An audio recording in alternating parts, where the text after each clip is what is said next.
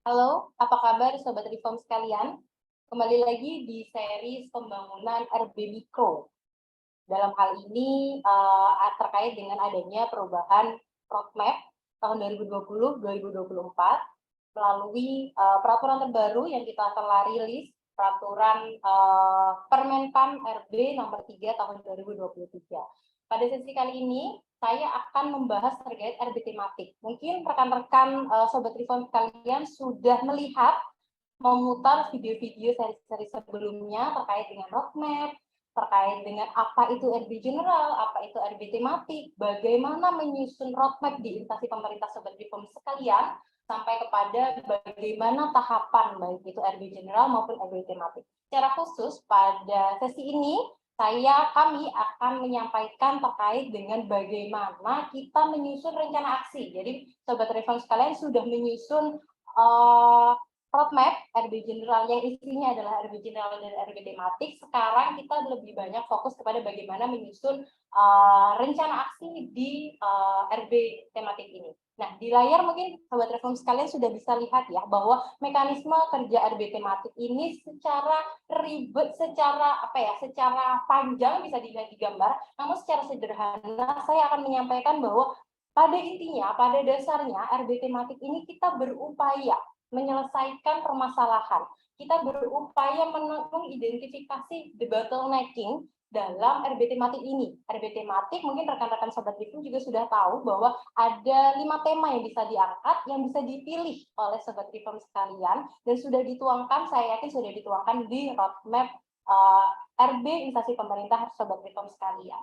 Pada intinya seperti itu, RB tematik kita berusaha mengurai permasalahan yang ada, menyelesaikan permasalahan terkait dengan tata kelola pemerintahan di masing-masing tema sekalian. Jadi misalnya di kemiskinan, ada permasalahan terkait dengan program dan kegiatan baik itu di pemerintah daerah maupun di kementerian lembaga. Lalu Sobat Reform sekalian merasa bahwa ada gap nih kondisi ideal dari framework ideal, logical framework ideal yang harusnya ada, lalu ternyata ada kondisi existingnya kita bandingkan. Kondisinya seperti apa? Nah, di sini nanti PR kita bersama untuk mencari mencari dulu, mengidentifikasi dulu permasalahan yang ada, lalu kita selesaikan seperti itu. Misalnya sebagai contoh, dengan tema kemiskinan, dari 5 tema, dari tema kemiskinan, investasi, administrasi pemerintahan, yang pada tahun 2023 ini kita tekankan pada penyelesaian pengentasan stunting. Jadi isu stunting untuk administrasi pemerintahan. Bagaimana menyelesaikan stunting melalui tools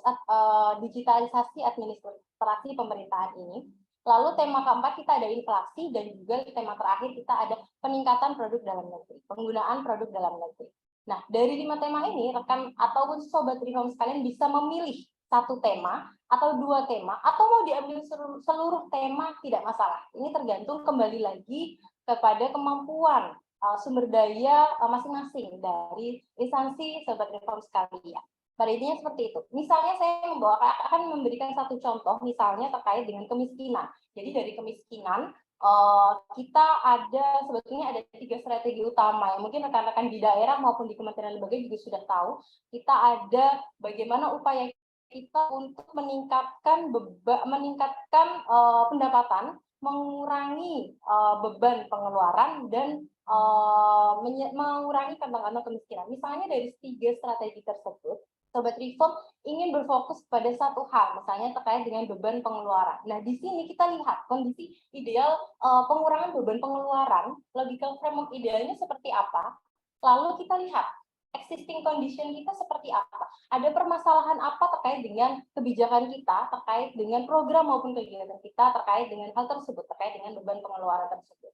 Jika ada masalah terkait dengan tata kelola pemerintahan, itu yang kita selesaikan. Apakah misalnya ketika kita berupaya untuk pengurangan beban pengeluaran, ketika kita ingin menyalurkan bantuan sosial, ini ada permasalahan. Ternyata datanya ini masih perlu disempurnakan. Datanya kita belum 1 data.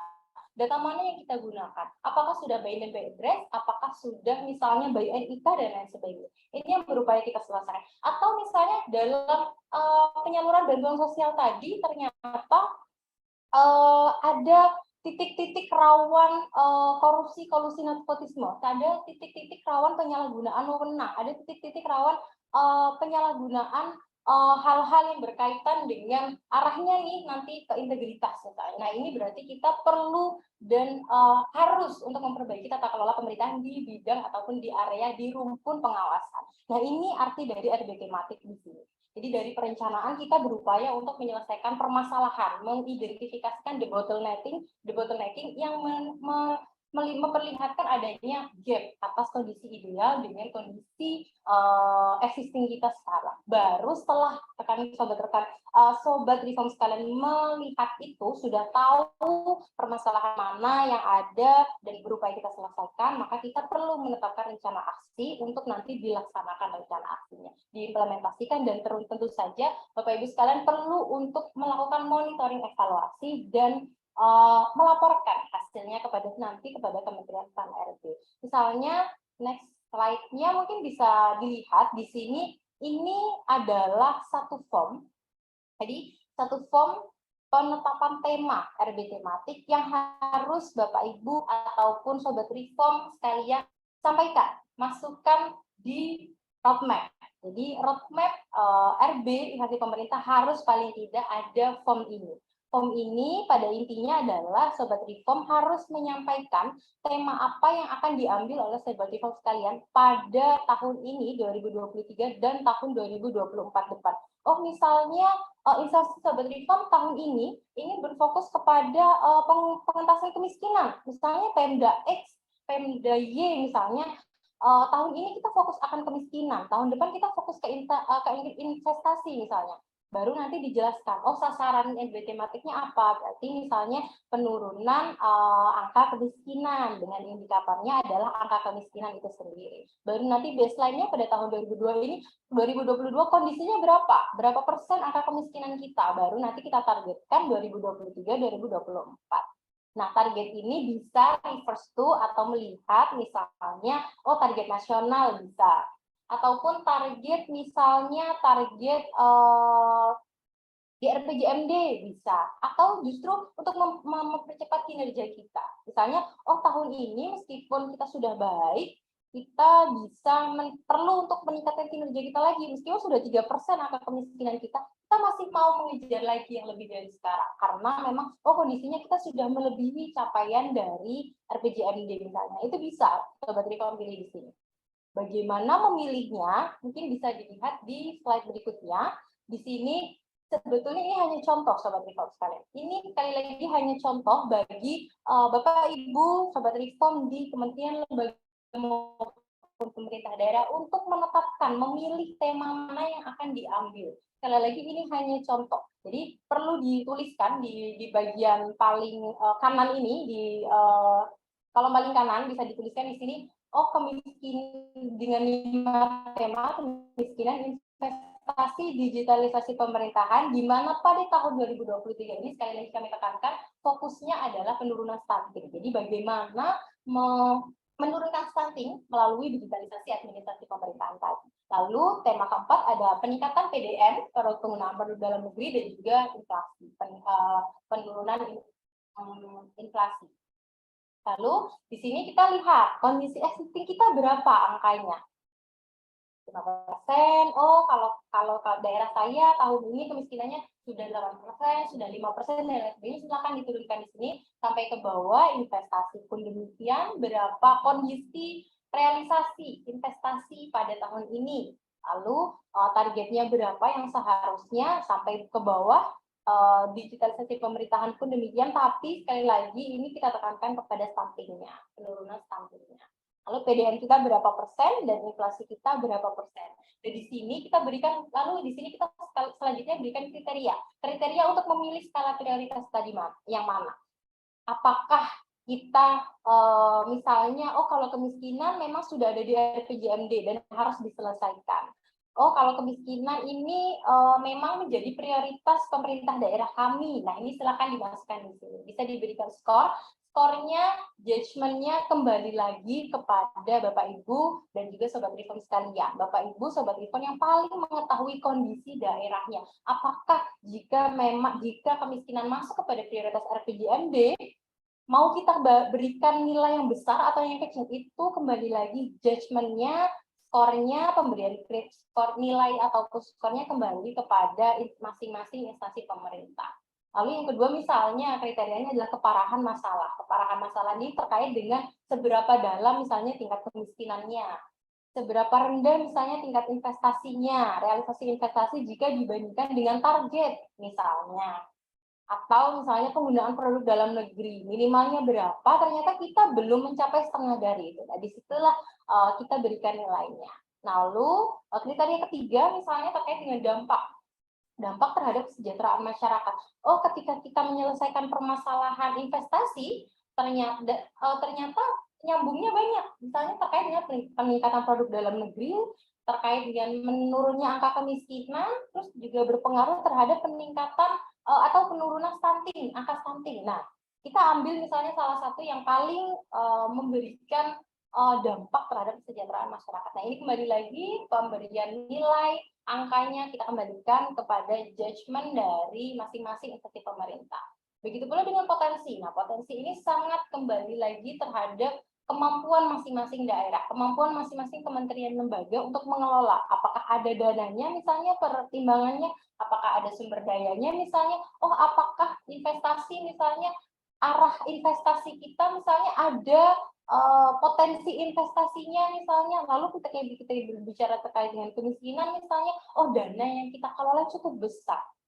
Atau justru misalnya, oh masyarakat kita ini usia produktifnya tinggi. Nah, ini masih bisa dijadikan sebagai penilaian untuk mencari skala prioritas ini. Yang terakhir adalah terkait dengan percepatan kinerja. Kalau percepatan kinerja, kita berbicara terkait dengan, oh mungkin kondisinya pemerintah daerah ini kemiskinannya sudah cukup bagus, sudah cukup baik. Misalnya sudah di atas standar nasional. Oh misalnya rata-rata nasional ini 8%, 7% misalnya. Nah, ternyata kita sudah lebih dari itu, sudah 4% misalnya. Oh, tapi ternyata gubernur kita ataupun bupati, wali kota kita misalnya mau untuk lebih mempercepat itu lagi. Oh, saya nggak mau kalau hanya 4%. Saya maunya 1% tahun 2023 misalnya seperti itu. Ternyata ambisinya tinggi dan dilihat dari potensi yang dimiliki cuma juga ternyata ada kemungkinan kita untuk ke sana. Nah, inilah yang dimaksud dengan percepatan kinerja. Ada sudah bagus kondisinya, lalu ingin kita tingkatkan lagi. Nah, itu tidak masalah. Itu sangat tidak masalah. Itu juga menjadi potensi bagi Sobat Reform sekalian untuk nanti pada akhir periode ataupun pada pertengahan tahun bisa melakukan klaim atas nanti di evaluasi reformasi birokrasi. Karena misalnya, oh sudah bagus, kita tinggal meningkatkan rencana aksi kita, sehingga nanti penilaian di evaluasi RB-nya kita bisa lebih optimal. Di sini, sekali lagi ini hanya contoh Sobat Reform, jadi seluruh judgement di sini kita kembalikan kepada masing-masing instansi pemerintah yang lebih memahami kondisi masing-masing instansi pemerintah, baik itu pemerintah daerah maupun di kementerian lembaga. Dan di sini nanti setelah terlihat berapa nilainya, nanti kita sampaikan tadi di form yang harus ada di roadmap. Nah, form yang harus ada di roadmap itulah yang nanti akan di-storekan, di-input kepada kami melalui portal RB. Nah, setelah kita sudah menetapkan, oh tahun ini kita mau angkat tema ini, tahun ini kemiskinan, tahun depan investasi, atau misalnya 2 tahun ini kita mau fokus kemiskinan, karena tahun ini kita berupaya, tahun depan kita mau melihat hasilnya, dampaknya misalnya, itu tidak masalah. Setelah kita sudah tahu tahun ini dan tahun depan mau kemana, lalu PR selanjutnya adalah kita harus menyusun, membreakdown kepada bagaimana rencana aksi itu disusun. Rencana aksinya adalah kurang lebih seperti ini. Jadi, Sobat Reform bisa lihat di layar juga bahwa di sini ada kolom-kolom yang memang paling tidak harus ada, harus diisi oleh Sobat Reform sekalian untuk nanti penyusunan RB tematik, penyusunan rencana aksi RB tematik ini. Jadi nantinya outputnya selain rencana aksi RB general, ada juga rencana aksi RB tematik. Nah, ini yang setiap tahun bisa ditentukan oleh instansi pemerintah, bisa melalui SK legalitasnya, bisa melalui yang lain. Nah, ini disesuaikan kepada masing-masing kondisi dari instansi pemerintah. Di sini paling tidak ada beberapa hal yang harus ada. Di sini ada permasalahan, sasaran, indikator, target. Ini seharusnya sudah ada di roadmap. Ini seharusnya kita hanya tinggal ambil di roadmap. Seperti tadi kita sudah menetapkan tema, di sini ada permasalahan, ada sasaran, ada indikatornya, dan ada targetnya. Nah, di sini yang tadi kita hanya perlu ambil dari roadmap-nya saja. Baru di sini selanjutnya kita breakdown menjadi rencana aksi. Rencana aksi di sini adalah menjabarkan kegiatan-kegiatan yang bisa ataupun harus dilakukan oleh Sobat Rekom untuk mencapai sasaran yang ada di roadmap tadi. Jadi misalnya sasarannya adalah kita berfokus kepada peningkatan proses izin berusaha, seperti contoh di sini. Nah, indikatornya misalnya rata-rata lama waktu perizinan dengan target sekian. Rencana aksinya bisa kita breakdown menjadi seperti yang di sini. Ini sebagai contoh. Lalu misalnya kemiskinan pun demikian. Oh, ternyata permasalahannya adalah sebetulnya warga kita bukan kekurangan penghasilan, bukan terkait dengan penghasilannya sedikit, bukan terkait dengan inputnya yang sedikit, tapi ternyata masyarakat kita ini kurang dalam membelanjakan uangnya, kurang dalam melakukan pengeluaran tadi. Sukanya berhemat, sukanya misalnya menabung. Nah, ini treatment seperti apa yang bisa kita berikan? Kita tuliskan di sini. Nah, itulah di sini yang dimaksud dengan apa itu RB tematik. Jadi kita berupaya menyelesaikan permasalahan, misalnya di program, di kegiatan maupun di kebijakan yang di dalamnya itu kita urai terkait dengan tata kelola pemerintahannya. Jadi upayakan di sini, baik itu di rencana aksi ini, kita fokusnya utamakan dulu di tata kelola pemerintahan. Oh, lalu apakah misalnya kami sudah punya rencana aksi TKPKD misalnya. Jadi di daerah ada TKPKD, punya rencana aksi juga terkait dengan kemiskinan. Apakah itu bisa kita klaim sebagai rencana aksi RB tematik? Belum tentu. Jadi kita nanti lihat dulu apakah rencana aksi tersebut sudah terkait dengan tata kelola pemerintahan, ataukah hanya terkait dengan program kegiatan, isinya program kegiatan, menjabarkan programnya apa, kegiatannya apa. Nah, kalau di sini misalnya kita terkait dengan rencana aksi di tata kelola pemerintahan. Sebagai contoh di sini mungkin bisa dilihat bahwa di sini mungkin terkait dengan proses izin berusaha, kita berusaha menyelesaikan rencana aksinya melalui penyederhanaan SOP-nya. Lalu kita melakukan penilaian itu dari SOP, jadi dari tata kelola pemerintahan ke tata laksanaannya kita coba urai, ternyata ada permasalahan.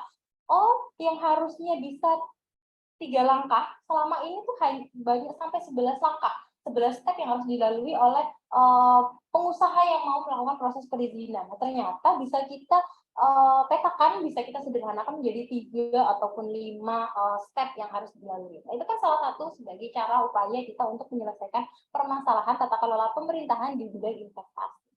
Begitu pula dengan misalnya, selama ini ternyata kinerja pegawainya yang lama, jadi proses perizinannya lama, yang harusnya hanya 30 menit, ternyata dari pegawai kita lebih suka misalnya menunda pekerjaan, atau misalnya mencari pekerjaan lain dulu, atau misalnya, mohon maaf, misalnya keluar kantor dulu, melakukan apa dulu. Nah, itu kan kita perlu untuk melakukan penilaian kinerja pegawai, sehingga rencana aksi kita juga mengarah ke sana. Setelah kita nilai, kita monitor capaiannya. Oh, pada triwulan berjalan ini ada peningkatan tidak? Nah, disitulah RB tematik. Arti dari RB tematik, kita berusaha menyelesaikan permasalahan-permasalahan terkait dengan tata kelola pemerintahan. Lalu di sini nanti Bapak Ibu, Sobat Ripon perlu memberikan outputnya apa? Satuannya apa, indikatornya apa. Jadi misalnya terkait dengan SOP, misalnya berapa SOP yang disederhanakan, atau misalnya satu saja, tapi isinya seperti apa, penyederhanaannya sampai berdampak seperti apa. Nah, itu juga bisa. Baru di sini kita perlu memberikan target. Targetnya adalah per triwulan, sebagaimana yang diamanatkan di Roadmap Reformasi Birokrasi Permenpan 3 tahun 2023.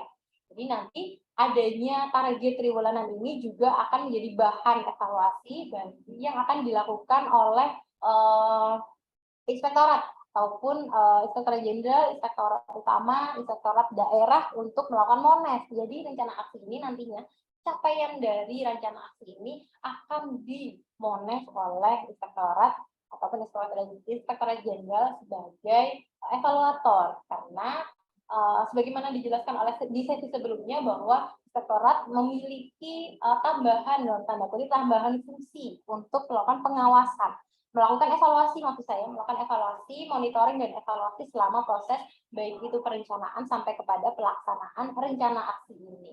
Baru di sini perlu kita sampaikan apakah kegiatan ini terkait langsung dengan masyarakat, atau kita hanya berupaya untuk menyelesaikan back office kita saja? Apakah misalnya langsung terkait, oh kalau SOP kita sederhanakan, masyarakat bisa langsung merasakan dampaknya.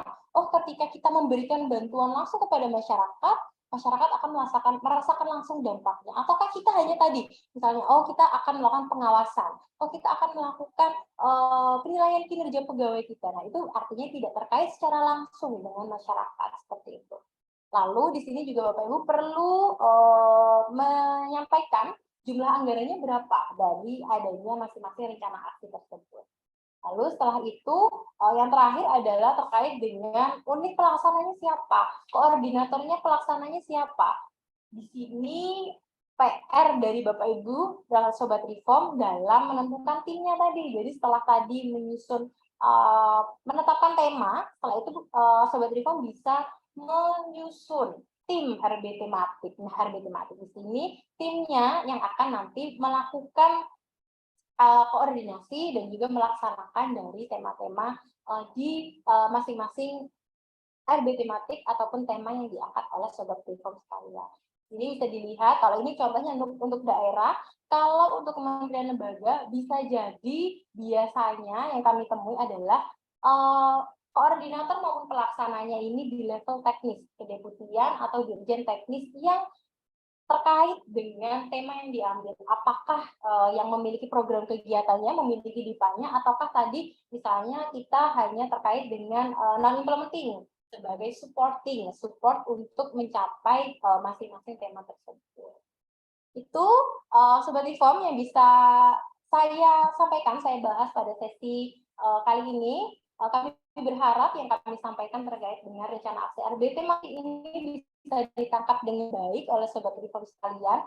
Jika ada yang masih belum paham, nanti bisa dilihat di series ini, di beberapa video yang lain yang bisa dilihat oleh Sobat Reform sekalian. Jika nanti masih ada yang belum dipahami, silakan bisa kita DM misalnya ke Instagram RB Unwas.